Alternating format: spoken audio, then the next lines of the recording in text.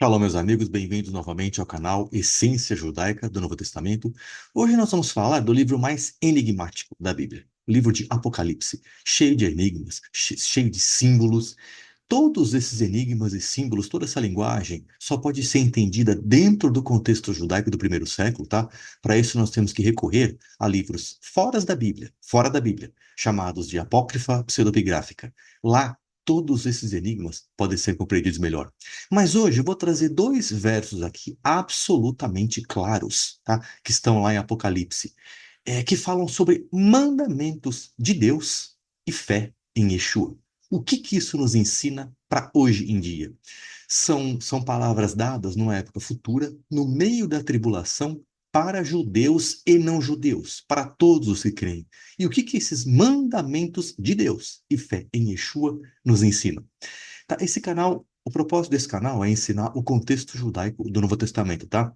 Eu estou colocando aqui nesse vídeo o meu site, onde eu ofereço mais material e cursos para você que frequenta a igreja, para você que quer conhecer o Novo Testamento mais a fundo, ok? Os dois versos de Apocalipse, gente, são absolutamente esquecidos por todos, tá? Mas eles são muito simples de serem entendidos. Eu vou compartilhar a tela e vai ficar muito fácil. Vamos começar aqui com são dois versos, tá? Simples.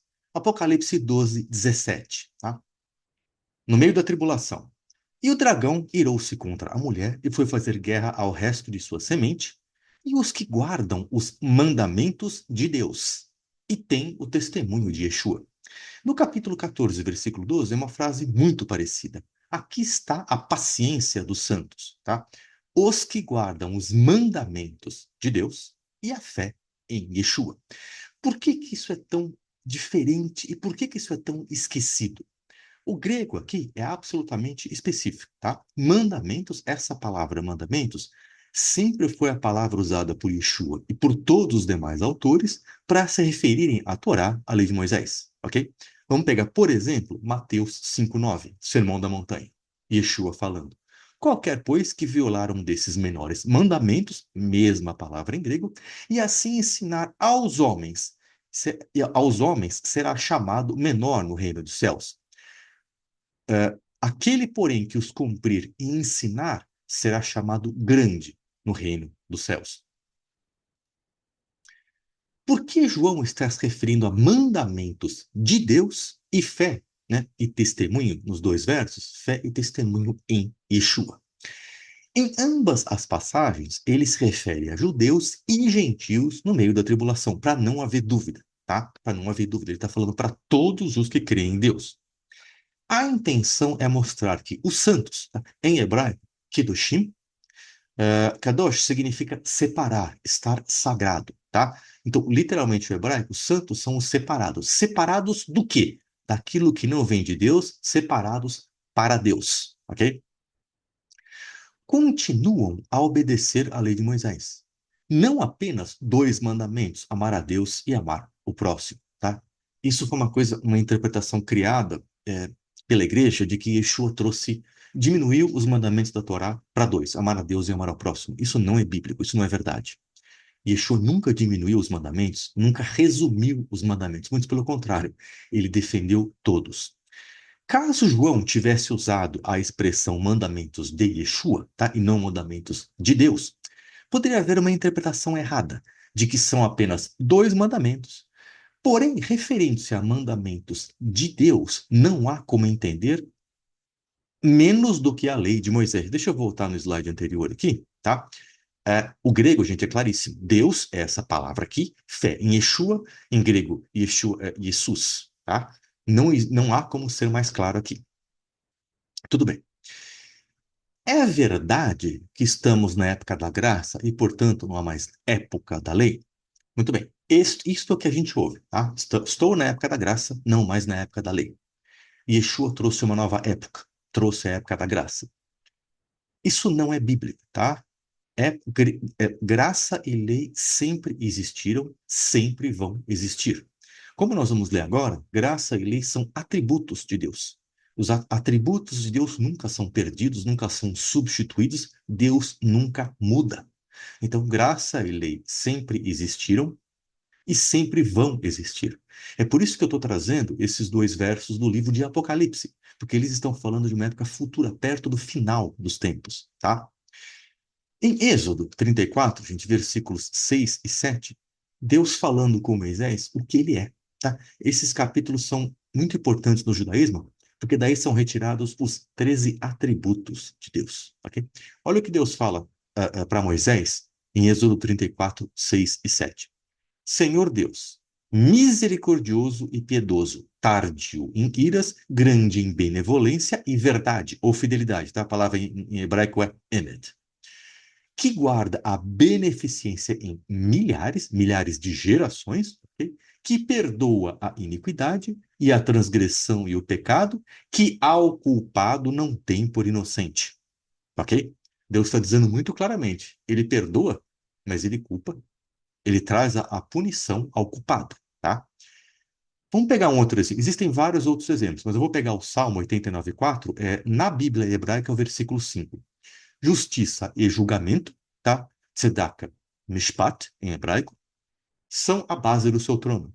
Misericórdia e verdade, novamente a palavra emet, que pode ser verdade ou fidelidade, estão diante do teu rosto. O que significa isso? Significa que justiça e misericórdia fazem parte de Deus e não se perdem, não se anulam, não se anulam. Ambas existem e sempre existirão.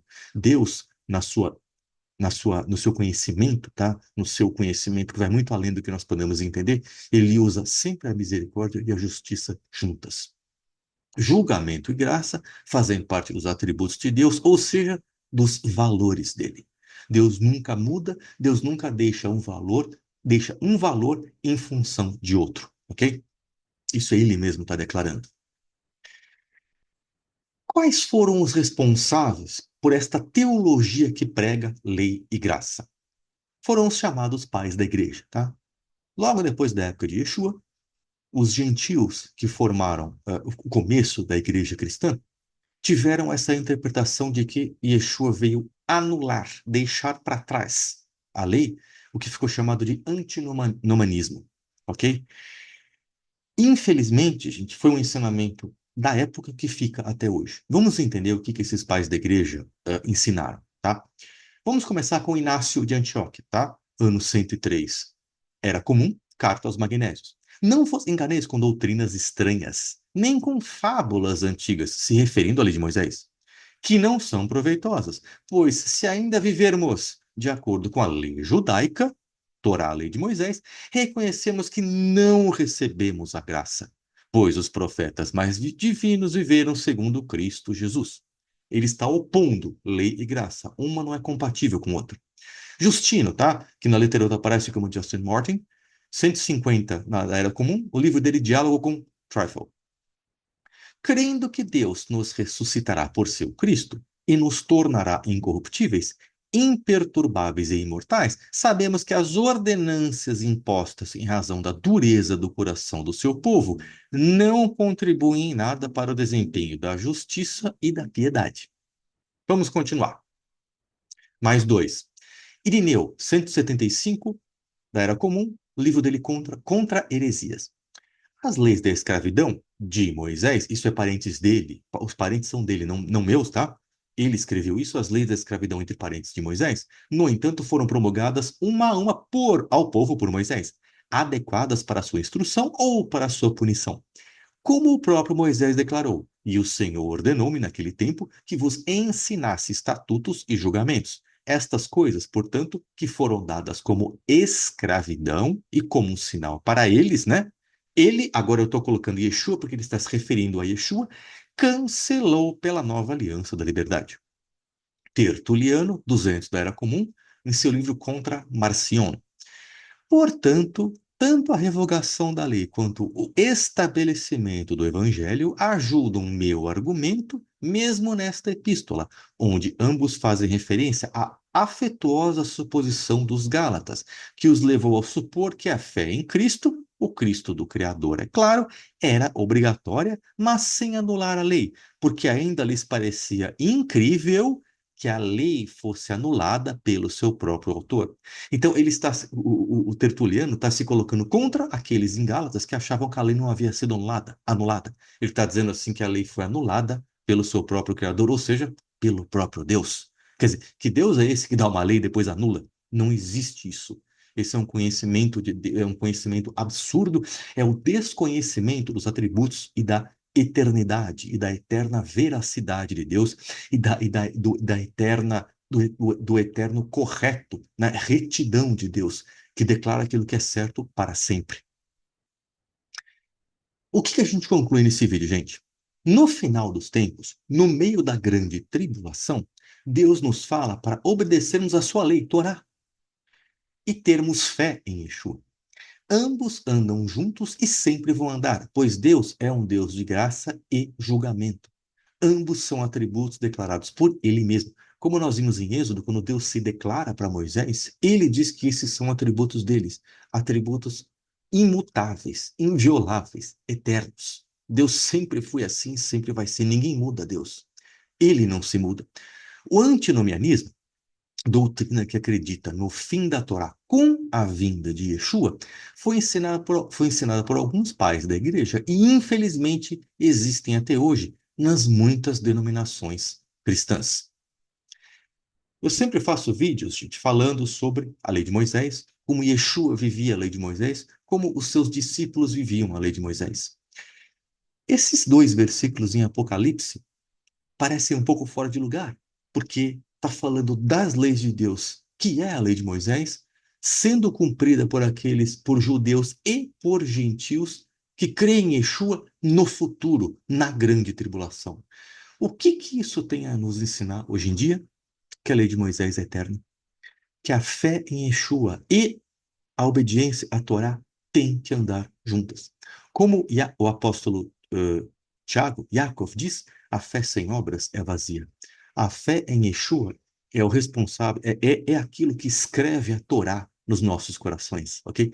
A Torá não é forma de justificação, não é forma de obter salvação, mas sim é uma forma de santificação. A Torá foi dada ao povo judeu após o povo ter sido liberto do Egito através da fé, não através das obras. Após ter sido liberto do Egito através da fé, a Torá foi dada a um povo que já havia obtido a salvação espiritual pela fé e que agora precisava se santificar. E esse mesmo ensinamento foi dado àquele povo que futuramente estará no meio da grande tribulação para obedecer os mandamentos de Deus e ter a fé que salva em Yeshua. Se você gostou, dá um like nesse vídeo, por favor, espalhe esse vídeo para as pessoas que querem estudar o Evangelho mais profundamente, conforme o contexto judaico. Eu te agradeço. Nos vemos no próximo. Shalom.